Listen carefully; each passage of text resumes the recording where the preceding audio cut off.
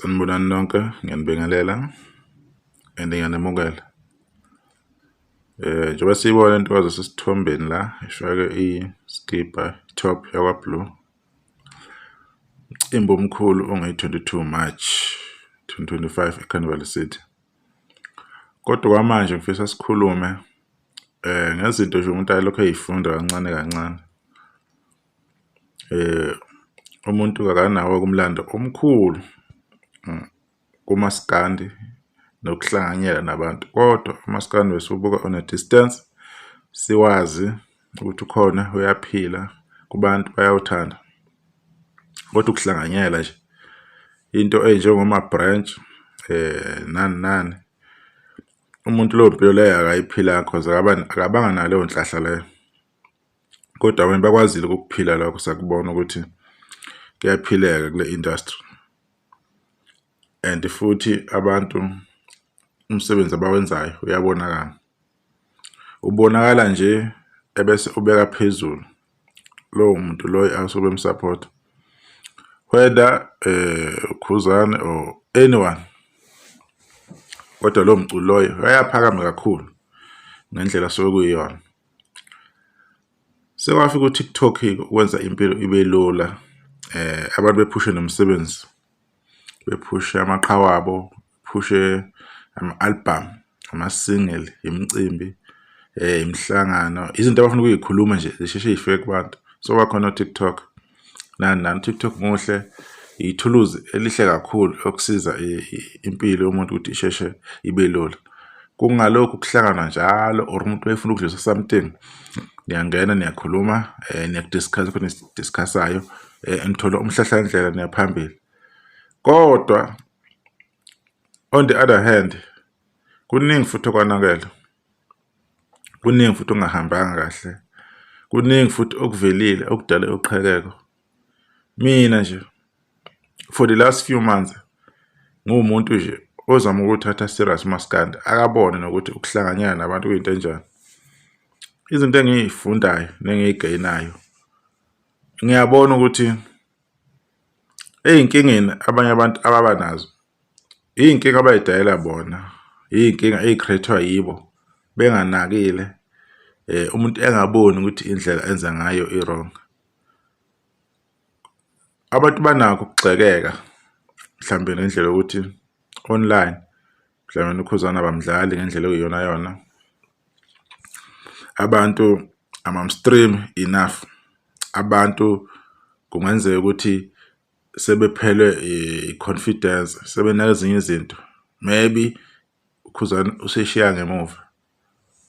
Ingane kwabona labantu laba okuyibona kumele ngabe bahamba phambili, abaseqhulile, laba abanamandla ukuthi benze izinto zenzeke, kwabona bathola beshaya indiya bengaqondakali, bathola sebeyopreza abanye abaculi, sebeyolola abanye abaculi, sebefaka bona phambili ukudlula even umuntu osondele noKhuzani, umuntu onjengoFalabo. The way engibona lokho kudala uqheko ngakhona, angeke ukuhlangana okuphelele kube khona kwaGoqo. Ngiyaphika, angeke ukuhlangana okuphelele kube khona kwaGoqo. Noma singabasola abantu ukuthi bayahlala ku-live, ubani uhambe yoko-live kwa-Red aphinde abuye eze ngapha umuntu kwaGoqo ezokhuluma kwakukhulumayo, abuye umuntu esenenkani. At the end of the day, nani eniseqhulwini, nani eninawo amandla, ni-biased ngendlela yenu. Niyahamba niyodlala imiculo yabanye abantu kakhulu. Yes, ku-right ukushintsha, futhi usumdlale kakhulu uKhuzani, usuthi ufuna ukushintsha mhlawumbe just nje iy'ngoma ezimbalwa ebese uyabuyela kuKhuzani. Kodwa the way nenza ngakhona, mina kungibonisa lento ukuthi mhlawumbe uKhuzani abantu abaningi bamthanda because sekhambe indidana. Babefuna umuntu okuzoba yikhaya lokukhosela, babefuna indawo la abazokwazi khona ukuthi nabo bebe recognized. Base befike beyakhula abantu kulowo nto leyo ukuthi bathanda uKhuzani, bagcina bavelela abanye babonakala ukuthi hayi kunomlandelo ukuthi yazi ukhuluma kahle ngoKhuzani, kodwa kwangayona i-first choice yakho uKhuzani. Hence this is why abantu bebehave ngalendlela. Otherwise abantu beyomphilela uKhuzani 100%, because uKhuzani bayamsheba abantu. Ubona ngendlela abalwa ngayo when they are fighting for abanye abaculi. Le obsession abantu babenayo ngoDisemba ngomjolisi namanje ngisafisa ukuyazi kwangeyani ukuba obsessed the way abantu bemfuna ngenkani umjolisi, befuna namanje angazi abantu babeyithatha phi le mali ababenayo bethi bazovotela umjolisi beyomaka SK lapho Khosi FM kwingoma yonyaka. Lo mali leyo yayivelephi? Le mali nangingakwazi ukuvotela ngayo uKhuzani wagcina nje thola just nje over 60,000 amavoti kumhlobo wenene, umjolisi 540 something wamavoti or more uKhosi FM.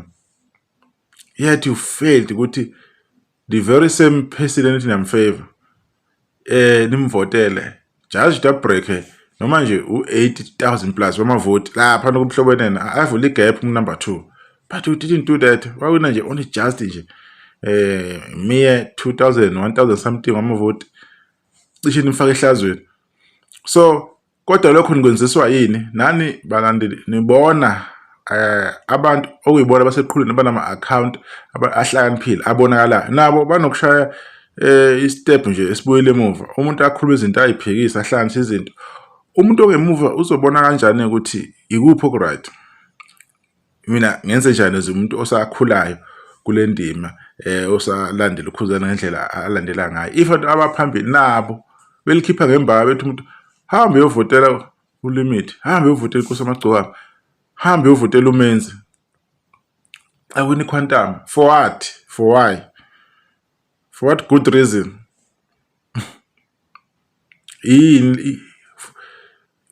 What about uFalabo?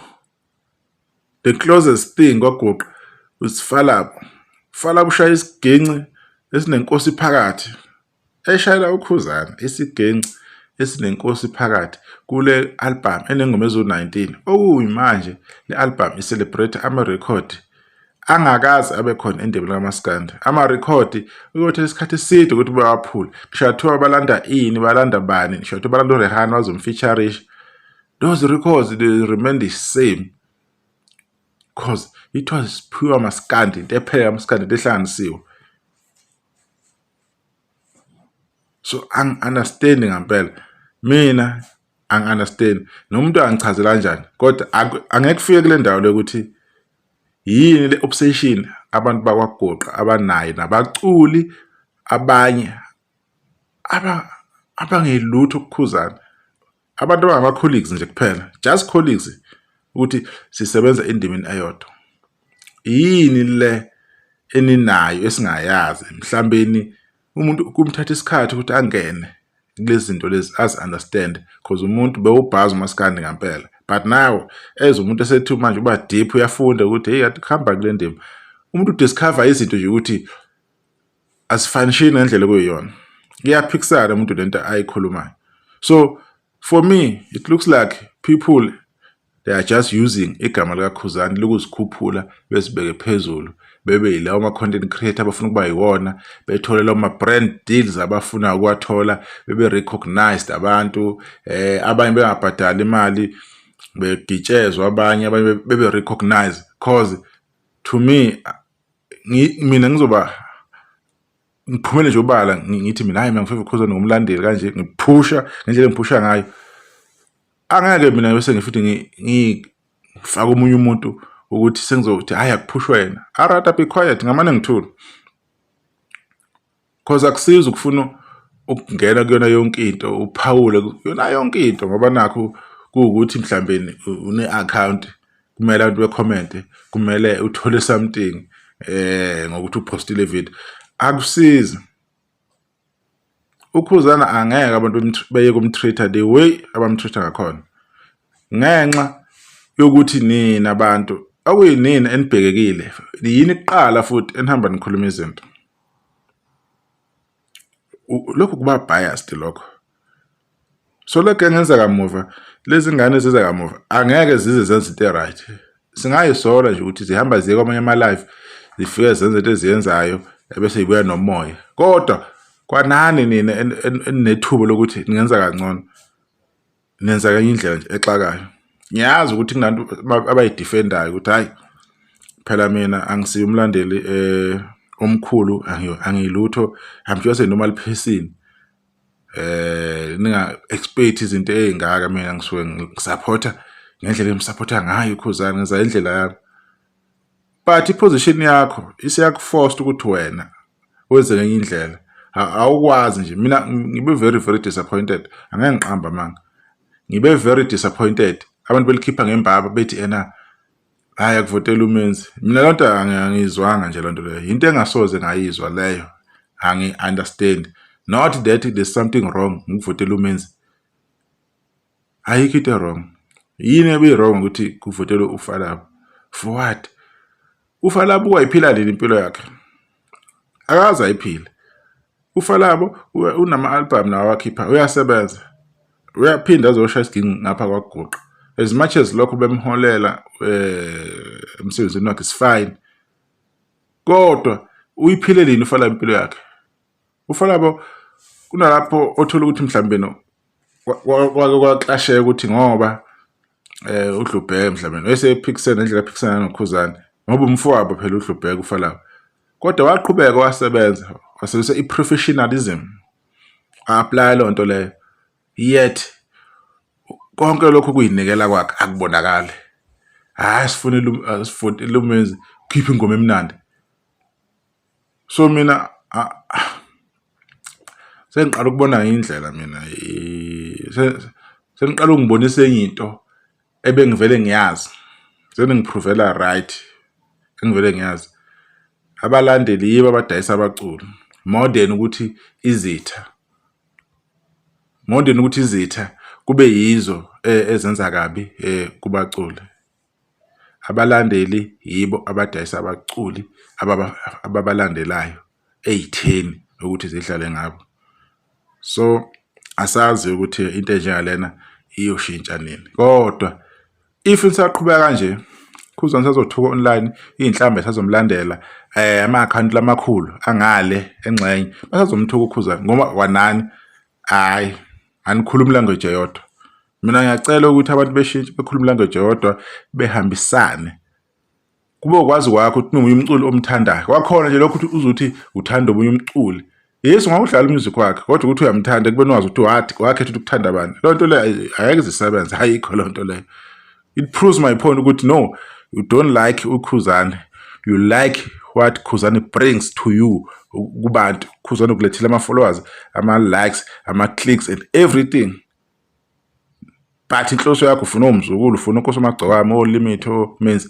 It's what you want according to my own understanding. Otherwise bungeke ulwe kangaka because bayalo hey bayalo man. Hey bayalo abantu. Yabona webele ngakhona umjolisi sebelela uMenzi kuloko. They are fighting. And uKhuzani bamlwele kanje. Bamala futhi uKhuzani bengamvoteli kunalokho bevotela abafana lapho. But uKhuzani abakhona ukuliya because liyabasebenzela, liyabaphakamisa, libabeka lapha libabeka khona. So it's very disappointing. Nabantu abagenerally babukela abantu abaphezulu, nabantu abangconywana ngendlela abamlandela uKhuzani diwe benza ngakhona i-reflector bad kulabantu abangaphansi. Uma futhi sebesola abaphansi ukuthi bafunani kuma live ngale kuba ngathi abalaleli lapha because babonele kunina nani nikhuluma ngabanye abaculi openly. You understand? So mina angazi ukuthi uyinto kanjani, but the way nenza ngakhona akusiyo. Mina nje ngilutho ngumuntu nje general oyibukela nje izinto, kodwa sengibonile ukuthi mina the way nihamba ngakhona nishaya iceleni niyageja nje 100%.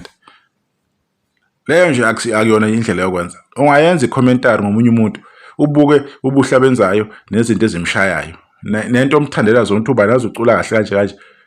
It's not a problem ukubeka umculo, kodwa lokho masukwenza kube umsebenzi wakho ukuthi hayi akube kanjena kuye, hayi imvoteleni, kube kwaziyo ukuthi wena unabantu asebebhekile kuwe ukuthi hawu kunomuntu osiza kwaGuqa olandela uKhuzani esikwazi ukuthi mayikhuluma ngento sisheshe siyibone siyi-understand wena masubalidela futhi le ehlathini because ukubalidela emahlathini abantu ukuthi akuyovotela ubani akuyeko bani nginemali mina yokuvotela bani so leyo ngqondo leyo ingqondo ebhedayo but-ke I do understand ukuthi abantu bekwenza lokho abantu beyithandela omjengiseni beyithanda ogcweza ngenhliziyo yabo yonke abantu beyithandela omgqumeni ngenhliziyo yabo yonke angeke bekwazi ukumthanda uKhuzani completely. They will never do that, but they wanted a home lapha abazobhilenga khona ukuthi sifuna umculi nathi sokhuluma ngaye simref as a reference ku Facebook, as a reference ku TikTok, not because lo mculi loyo simthanda ngenhliziyo yethu kodwa sifuna ukumyuza nje ukuthi siboye khona sibonakale sivela amagameti kodwa yena asimsupport 100% 50 inhliziyo zenu ziyakwazi lokho sezikuprovile over and over again. Ilapho ke into befuna ukisho. Ngiyabonga nisale kahle. Amafutha njengala angithanda ukwenza ngihlale ngikusho lokho angithanda ukwenza but unnecessary ukuthi avele ukuthi abantu bacabangana because mina ngikhuluma into sengizwile ngayibona endaweni ezihlukene ngalalelisisa ngihlanganise lokho ngikukhulume sengu-express ukuthi into ekanje abantu into abayifilayo as much as mina ngeke ngikhulume as my opinion complete nami ngizokufaka ngikufaka kodwa mina ngikhulumayo into abantu abasabayo kuyiverse abaseceleni ukuthi nokuthi ku wrong kanje mina ngikhuluma nje ngoba injalo ke ngiyibeke sengizwe ukuthi okay ihamba nje ngiyibeke isiphuma kumina ingeke isaphuma kulo muntu ohlala ekhuluma. Ngiyabonga nisahle sohlana kuzayo.